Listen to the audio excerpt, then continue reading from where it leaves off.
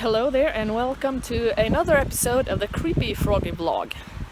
This is the vlog that investigates strange and peculiar places and phenomena. And today we are in a little village called Österbybruk, which is about an hour and a half's drive north of Stockholm, Sweden. This is an old ironworks village, and it experienced its heyday in the 18th century, but it was active for several centuries.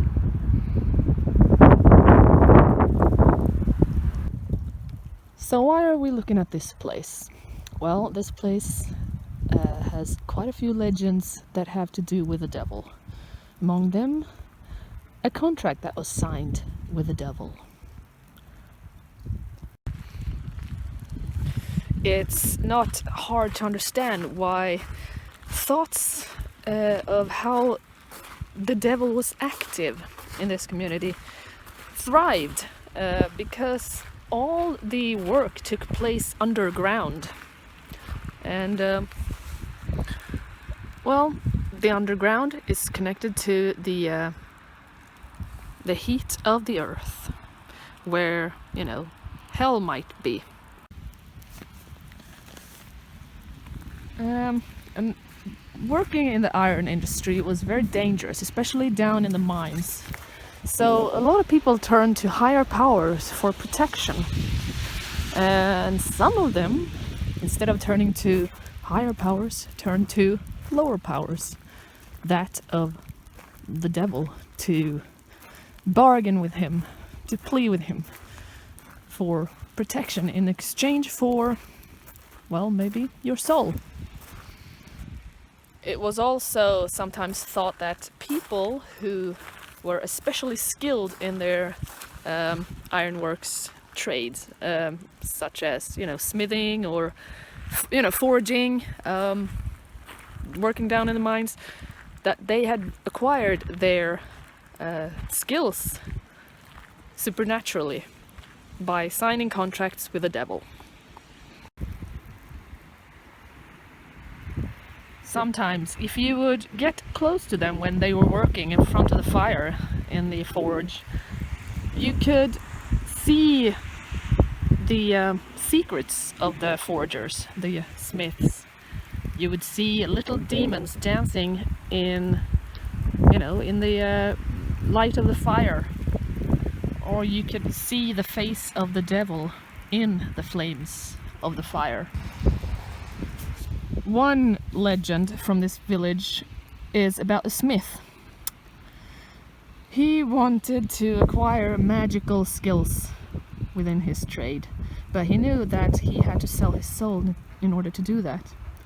He formulated a wish in a letter and addressed it to the devil. And this letter was written in blood, and he stuck it underneath the gate of the church on a Thursday night, 12 o'clock, when it was full moon. And then he ran over to the cemetery, terrified over what he had just done. Now, the next morning he noticed that something was different. All the work he was doing in the forge was easy, and he did it very swiftly. So he knew that this contract with the devil must have been put into action. It was like handling the iron, just worked by itself. And this smith, he was widely known. He became widely known in all of this village. And he was known for his remarkable skills. But he wasn't happy for very long, because he deeply regretted that he hadn't wished for something better while he was selling his soul, like getting really rich or eternal youth or something like it. So he became a bitter old man, died before his age, and when he died, it is said that An unnaturally large black raven left his house. And this raven had wings that were so big that they, you couldn't see the sunlight for it. And people said that it must have been the devil himself that came to collect this poor guy's soul. And just after this black raven, a tiny little sparrow was following. And here we are face to face with the main mansion of the village, the Ironworks village. This is where it was all run from. Inside here there is a so-called trollbord, a table of magic. It is a thin, three-legged table, and it was used for seances, where they would ask the spirit world, and the spirits would answer by moving the table. And at first this was just a innocent game to play with friends, they thought, but after a while things got a bit scary, because this table started living its own life outside of the seances. It would move all of a sudden, jerky, swift moves. Several people have seen it in the current day, in modern time, and have been really scared. And eventually this table had to be moved, put away into storage.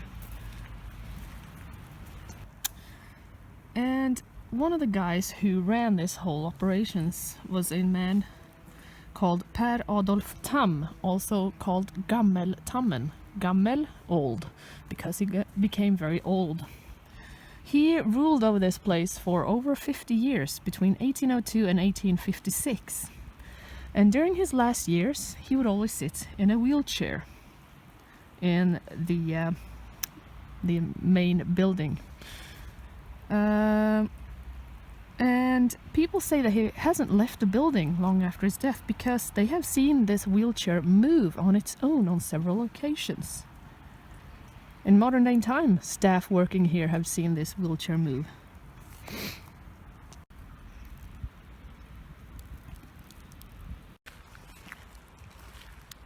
And other things have happened inside this building.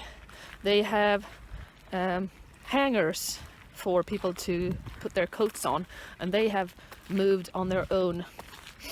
And there is a piano, a grand piano, in one of the salons, in one of the reception rooms, and it is sometimes played even though no one is sitting by the table, by the piano.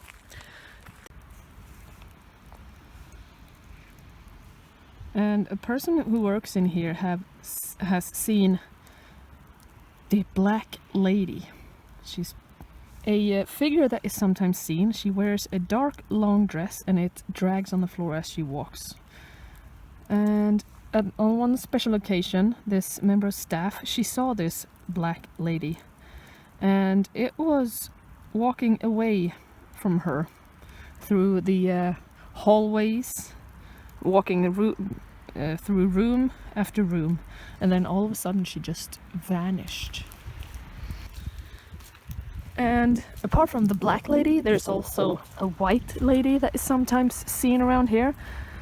She hovers almost through this park.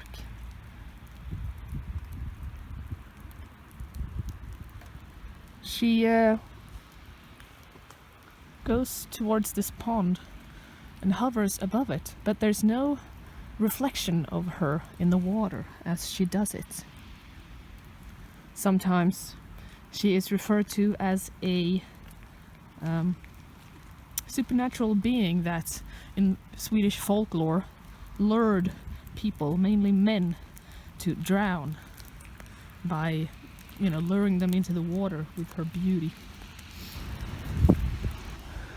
There is one story of a young officer that was obsessed with his love for this white lady.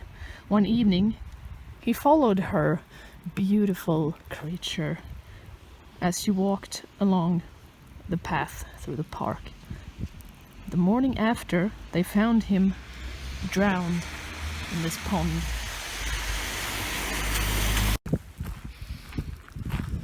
So that's it for this episode. I hope you enjoyed it, and I hope that you stay tuned for the next episode. Bye for now.